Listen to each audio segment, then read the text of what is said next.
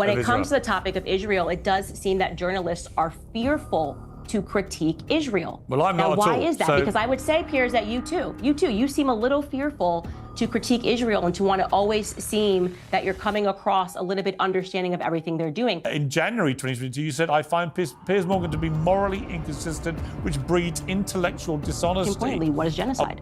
Let us know, experts, what percentage of the population of Palestinians has to be killed before we are allowed to say that it's genocide. When at the end of the day, you are going to have to account to God for the things that you allowed, for the things that you were complicit in, and for the things that you did not have enough courage to state. Okay. The amount of death of Palestinian children has been unacceptable, full stop. Okay. My next guest is a hugely influential YouTube commentator with an army of followers, a person who says they were fired for speaking their mind, but then came roaring back with an even bigger show. And no, it's not me. Candace Owens launched her new independent show this week. She's previously described me as dishonest, a snake, and a toddler.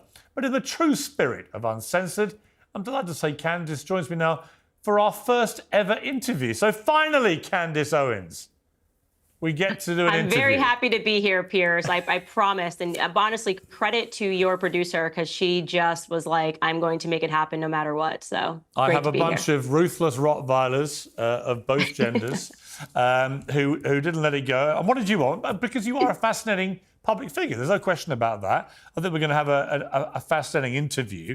I do want to go into some more detail before we start, though, to show the level of my generosity in giving you this platform on my show, given some of the stuff you've said about me. So April 2022, when I launched the show with my interview with Trump, it all kicked off, obviously, you said if my team was unethical and dishonest as the snake Piers Morgan, we'd have sensationally edited this clip of Trump to make it look like he threw a tantrum and asked the cameras to be shut off when in reality the interview was over and we simply wanted to chat off camera. I responded, I bow to your superior knowledge of being a snake, Candace. Tune in on Monday and you'll learn something about real interviews. You then said Piers is whatever he has to be on any given day for attention. He's not guided by any set of principles, which is why I say both sides need to stop platforming his sensationalism. In March of that year, I accused you of falling for Putin's propaganda when he invaded Ukraine, and I called Putin the new Hitler. You said you're such a toddler, Piers, that's way too old to be seriously entering in a literally Hitler analysis. Keep yourself contained to mean tweets about Meghan and Harry while the adults discuss foreign affairs, NATO and Western hegemony. In January 2022, you said, I find Piers Morgan to be morally inconsistent, which breeds intellectual dishonesty. I welcome a public discussion with him about systemic racism, a topic with which he's impassioned, although apparently not impassioned enough to speak with me about it. Why do you suppose that is? You added, we're all on the edge of our seat waiting for an answer here, Piers Morgan. Well, OK. You should do that more often. I like when you read mean tweets about Piers Morgan. That was great. I salute you for that. That was wonderful. Exactly. And the truth is, I actually do want to give you a platform, and I have no problem with that. I would obviously contest much of your characterization of me in some of those mean tweets, but that's fine. We can move on because there's a much more interesting story, I think, involving you, which has played out in the last few months, which everybody knows about. So let's just talk about that. And do you think, for the record, that what Israel's been doing constitutes genocide? Well, what I've been having trouble is all of the people that are pro-Israel and say it's not a genocide won't tell me what is a genocide. What percentage of a population has to be killed before we can use the word genocide? It's a funny little thing. They won't tell you. They won't tell you what constitutes genocide. So I would like a clear understanding of how many Palestinians have to die before we are allowed to term it a genocide. All of the experts can't agree on what a genocide actually is, but they love to float around the word on virtually every other issue. You know, I had Rabbi Barclay on my show, on one of my last shows when I was on the Daily Wire, and I asked him that question pointedly, what is genocide? Let us know, experts, what percentage of the population of Palestinians has to be killed before we are allowed to say that it's genocide. What I can tell you is I am completely uncomfortable and utterly against the amount of Palestinian innocent lives that have been lost in this conflict, particularly children. And any person who is fearful of stating that the death of innocent children has been utterly unacceptable is a coward. Yeah, I mean, listen, I completely agree, but do you personally think it constitutes genocide, which is the deliberate... What I'm saying to you is I can tell you what pursued on my show. Yeah. What is the number? No, I understand. What is the official number? That's it. I mean, somebody tell me and I'll give you an answer. Well, I don't think there is a specific... Try it when you have... Well, it's not about a number. People on both sides of the debate on. Yeah, but it's not... What do you mean it's not a number?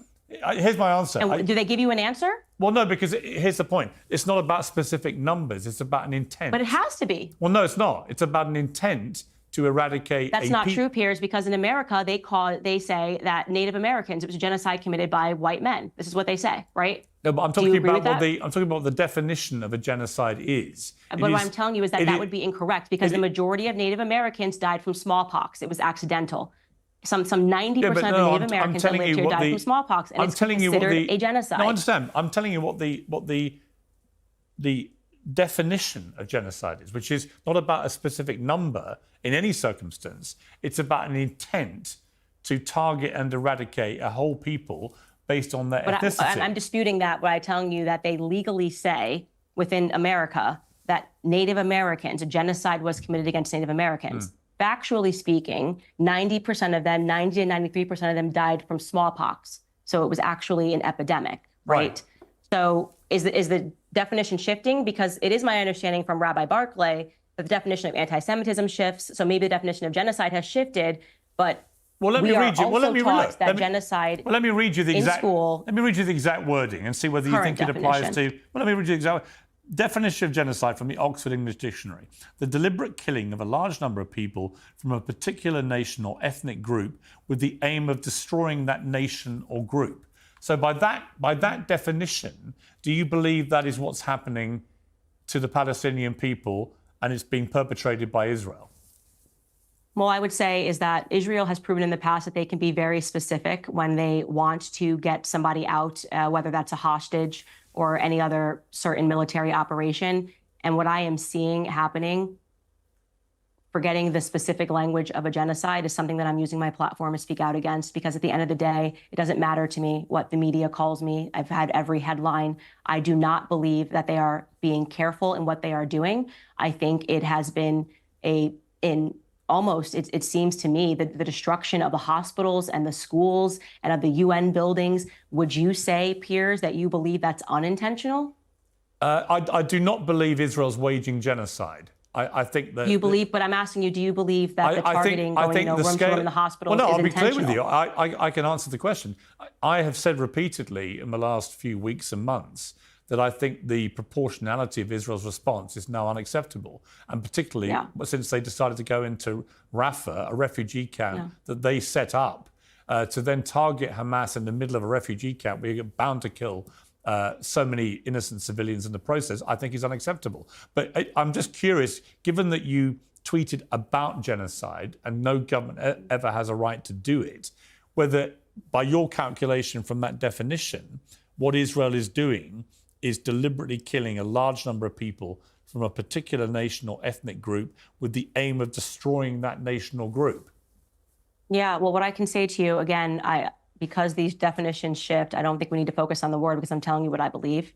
And my belief is that they are not being careful whatsoever. My belief is that there has been too much loss of Palestinian life. But that's different to genocide, though, isn't it? Yeah, but okay, that's fine. We don't need to. That's what I'm saying. I don't know why you're asking over this one word. It doesn't matter. Well, because you tweeted about genocide. You told me. I'm only trying to clear up. It's about Brian Mast. So you're harping on this issue. There's a lot more topics that we should talk about. I'm being very clear in how I feel about this issue. The Israeli government is not being careful in how they're dealing with this. I agree with you that the amount of death has been completely unacceptable. When I tweeted that was back in November. So we're talking way more lives that have been lost, and that tweet was about Brian Mast. So I get it. No, here's my reason. I never imagined the amount of dead Palestinian children that I would see on my X feed since then. It's horrific. It's heartbreaking to me as a mother. It's horrific to me that the media seems almost complicit in the dehumanization of Palestinians, and I will not be on that side, because at the end of the day, the hit pieces, the name-calling, the anti-Semitism, the psychopathic language that seems to be coming out of people means nothing. And I want to make sure everybody knows this, right? At the end of the day, you are going to have to account to God. for the things that you allowed, for the things that you were complicit in, and for the things that you did not have enough courage to state. Okay. The amount of death of Palestinian children has been unacceptable, full stop. Okay. Bibi Netanyahu, in my view, should not be given an invitation to Congress. I think it's unacceptable. I agree. Unacceptable. I don't and think to be clear, for whatever the reason, he shouldn't be leader when of it comes Israel. to the topic of Israel, it does seem that journalists are fearful to critique Israel. Well, I'm not now, at why all. is that? So... Because I would say, Piers, that you too, you seem a little fearful to critique Israel and to want to always seem that you're coming across a little bit understanding of everything they're doing. What is it that makes journalists, corporate journalists, okay, let me respond. fearful of saying, like, hey, you know, Israel has done a ton of things that have been very wrong? Yes, and I have said they're wrong. I think Netanyahu should go. I think half of that cabinet should go, because some of them have definitely been using genocidal language. I think a lot of what Israel's been doing in the last few weeks is completely unacceptable. But ultimately, I also, from the start of this conflict, believe that Israel not only had a right to defend itself after the terror attack on October the 7th, but a fundamental duty to its people.